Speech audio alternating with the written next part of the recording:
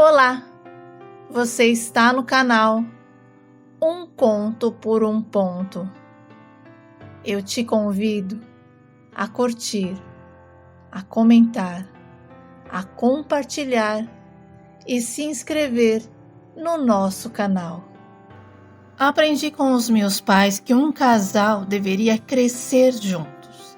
Eles tinham um jeitinho deles que era a coisa mais fofa. Inclusive, eles somavam os seus salários, criando a ilusão de uma renda maior. Assim, eles eram organizados financeiramente. E a gente desfrutava de muita coisa boa. Não faltava absolutamente nada para nós. E eu quis implantar esse sistema no meu casamento. E no começo, quando éramos noivos, ele achou excelente. Mas quando casamos e eu quis saber quanto ele ganhava, o meu marido não gostou e disse não achar interessante juntar salários. E por isso eu desisti da ideia de fazer igual aos meus pais. Ainda bem que eu abri os olhos a tempo e descobri que nem todo tempero é o mesmo em todas as casas.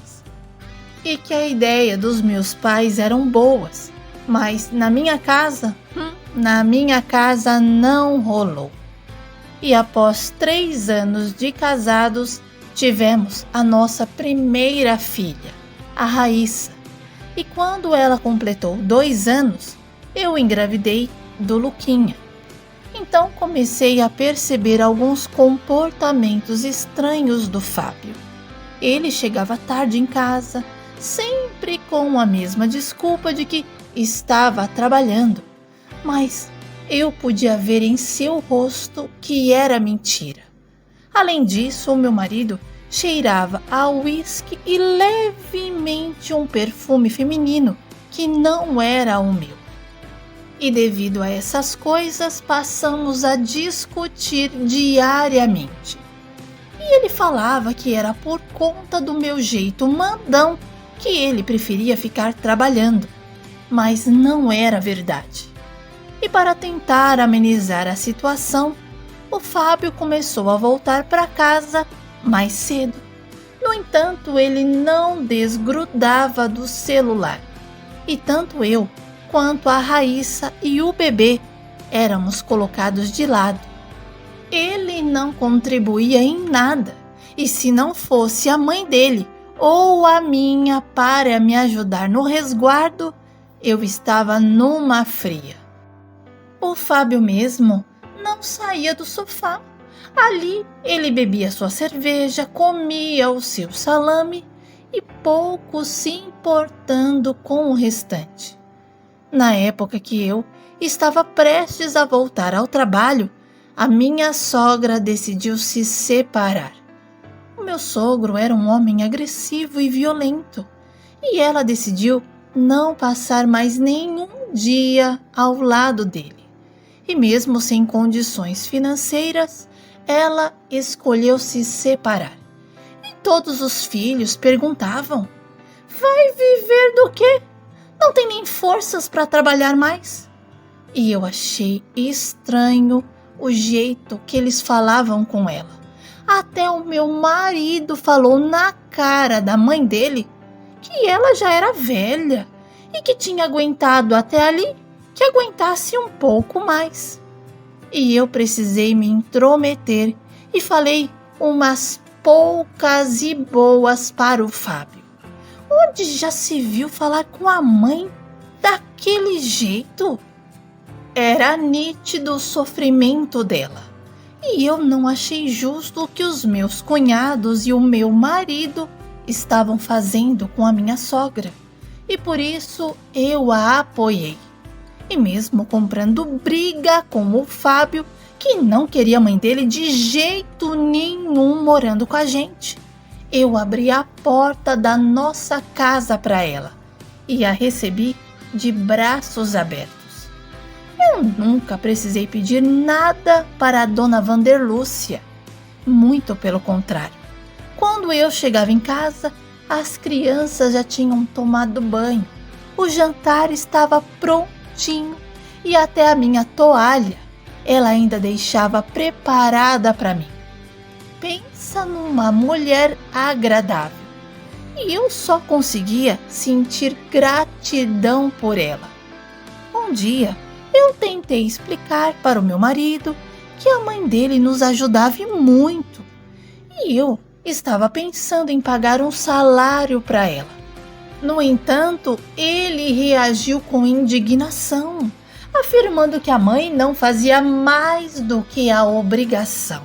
E segundo ele, ela comia, bebia e dormia de graça. E sentia muito, mas não estava disposto a contribuir financeiramente. E foi bem claro em dizer que se eu quisesse, teria que me virar por conta própria. E eu decidi que estava mais que na hora dela receber um salário, sim. E a minha sogra ficou muito feliz. Passou a comprar as coisinhas que ela gostava, que as crianças gostavam. Dava presente para os outros netos e até foi viajar com uma das irmãs da igreja.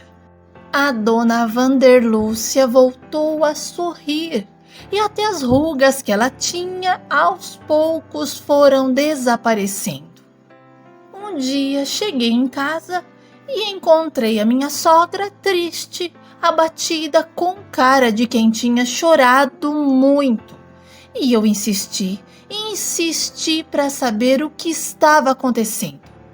Até que ela me contou que o meu marido havia dito que ela era muito folgada e que comia todas as coisas que ele comprava. E que se ela quisesse comer bem, tinha que ajudar nas despesas. Mas deixou claro que não chorava por conta da sugestão de ajudar mais, e sim porque o Fabinho afirmou que seria melhor ela procurar outro lugar para morar. Na visão dele, a casa era apenas para eu, ele e as crianças. E pedi para minha sogra se acalmar e fui ter uma conversa com o Fábio. E não é que ele teve a ousadia de me dizer que a mãe dele estava comendo demais e que ela tinha que ajudar em casa, sim, porque quando ele era solteiro sempre ajudava nas despesas e porque agora ela tinha que ficar isenta. Misericórdia! A cada dia o Fábio me decepcionava mais. E eu não conseguia acreditar que ele tinha a coragem de cobrar da mãe dele. E principalmente, falar com ela como se estivesse falando com qualquer outra pessoa. E abominei o comportamento do meu marido. E pedi para que ele não fosse tão grosseiro e inconveniente com a mãe. E disse que iria ajudar um pouco mais nas despesas, já que isso estava o prejudicando financeiramente. E para todos os lugares que eu ia, levava minha sogra. E as pessoas até pensavam que ela era minha mãe, mas é que eu apreciava tanto o jeito de como ela me ajudava na educação das minhas crianças, que eu a carregava para tudo que era lado. E como o Fábio vivia mais na rua do que em casa, a gente passeava, viajava e eu tinha acabado de tirar a minha carteira de motorista. E como uma boa novata, fiz muitas loucuras por essas ruas. E ela ali comigo me dando força e dizendo que uma hora ou outra eu iria me tornar uma excelente motorista. E que no começo era assim mesmo.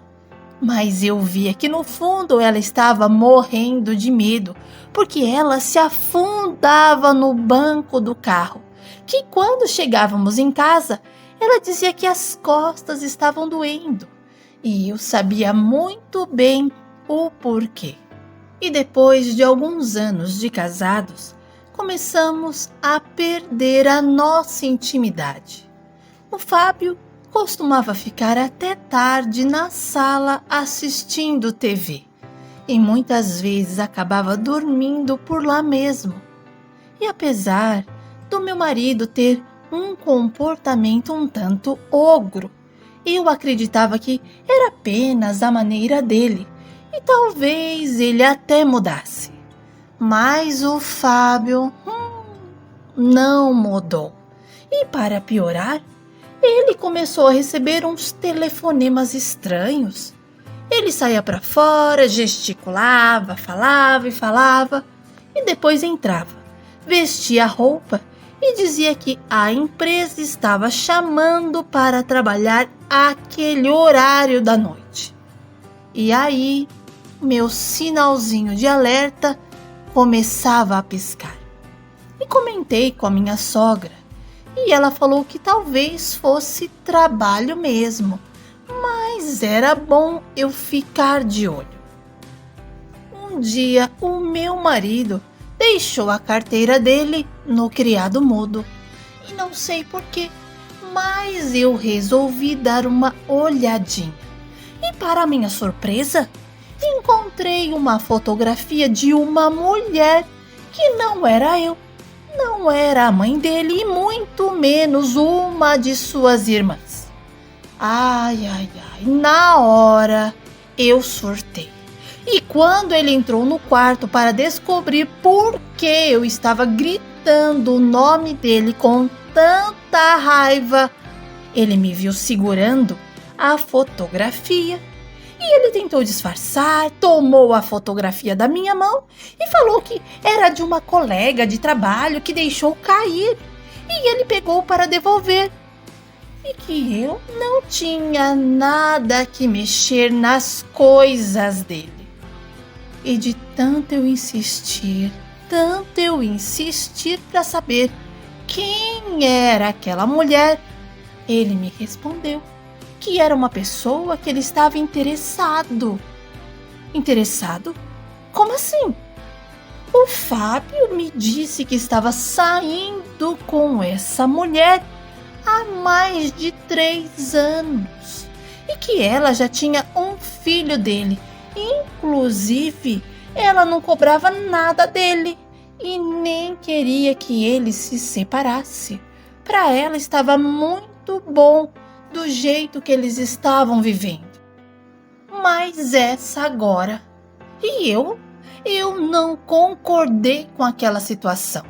E pedi para ele ir embora da minha vida. E que um bruto grosseiro feito ele não fazia falta alguma. Mas o Fábio disse que não ia sair de casa. E que se eu quisesse que fosse embora. E como a casa não era nossa, eu decidi procurar outro lugar para morar. Mas foi o Fábio quem decidiu se mudar. Pegou todas as suas coisas e nos deixou com a convicção de que ele estava com a razão. E assumi todas as responsabilidades dentro de casa. E como fiquei encarregada de tudo, a minha sogra combinou comigo que iria me ajudar. Além disso, a vizinha estava precisando de alguém para cuidar do filho dela. E a minha sogra concordou em cuidar da criança para contribuir com uma renda para a nossa casa. E eu disse a ela que não era necessário se preocupar e que tudo daria certo. Mas a dona Vanderlúcia, quando colocava algo na cabeça, ninguém conseguia tirar. Além de cuidar das minhas crianças, ela também olhava o filho da vizinha. E com o tempo ela começou a cuidar de mais uma criança e depois outra, até que percebi que ela conseguia lidar com 6 crianças sozinha. E tudo fluía perfeitamente bem. Então, ela me propôs montar um hotelzinho com ela. E como eu não tinha a mínima ideia do que era um hotelzinho, ela começou a me mostrar vídeos explicativos de como funcionava e de como era. A dona Vanderlúcia estava tão empenhada que fez um curso e participou de vários eventos e se envolveu com outras pessoas. E quando percebemos, tínhamos um hotelzinho infantil. E eu deixei o meu trabalho para cuidar do nosso próprio negócio. E quando viram o quanto ela conquistou, os filhos começaram a se aproximar, buscando empréstimos de dinheiro, dizendo que agora ela podia ajudar. No entanto, a dona Vanderlúcia sabiamente colocou cada um em seu devido lugar. Ela segurou a minha mão e disse: "Foi com você que eu comecei e é com você que eu quero terminar. Eu tenho 5 filhos, mas apenas você é a minha única filha." E os meus cunhados se sentiram no direito de ficarem chateados porque a mãe valorizava mais a mim do que eles. O meu ex-marido foi viver com a mulher com quem ele tinha um caso, mas a relação não deu certo. E ele veio até mim pedindo uma chance, argumentando que todos cometem erros e que o que aconteceu com ele poderia ter ocorrido comigo. No entanto, eu enfatizei que as suas ações foram uma questão de escolha e eu jamais optaria pela traição. E decidi então tomar medidas legais e coloquei o meu ex na justiça por pensão alimentícia, já que fazia um bom tempo que ele não depositava um centavo. E como sempre, ele ficou revoltado, afirmando que eu nem precisava de esmola e que eu e a mãe dele estávamos muito bem de vida. No entanto, eu não quis saber. Afinal, ele era pai e tinha a responsabilidade de cumprir com o seu papel. Sinceramente, eu não necessitava, mas por uma questão de princípio, porque, assim como Fábio, há muitos homens que acreditam que não precisam ajudar e eles desconhecem que gastamos muito mais do que o valor que depositam. E no final do mês, quem fica no vermelho é sempre a mãe. Mesmo brigando, ele aprendeu a pagar a pensão das crianças. Sabe, com o hotelzinho, eu conheci o Marcelo. O pai dele é dono de uma frota de transporte escolar e ele é motorista de uma. E a gente acabou trocando olhares, uma conversa aqui, outra ali, e uma vez, de tanto uma amiga insistir para sair com ela e comer alguma coisa, eu encontrei o Marcelo no restaurante. E ele se aproximou, perguntou se podia se sentar com a gente. E ali passamos a tarde conversando. E percebemos que tínhamos bastante pensamentos em comum. E desde então saímos algumas vezes e finalmente começamos a namorar. E o Marcelo me surpreendeu me pedindo em noivado para a minha sogra. Foi tão romântico. Ele levou um bolo e as alianças, e na frente da minha sogra e dos meus filhos, ele me pediu em noivado. E eles apoiaram. Hoje, Marcelo e eu estamos casados. Temos um menino, o Heitor, e juntamos o nosso negócio.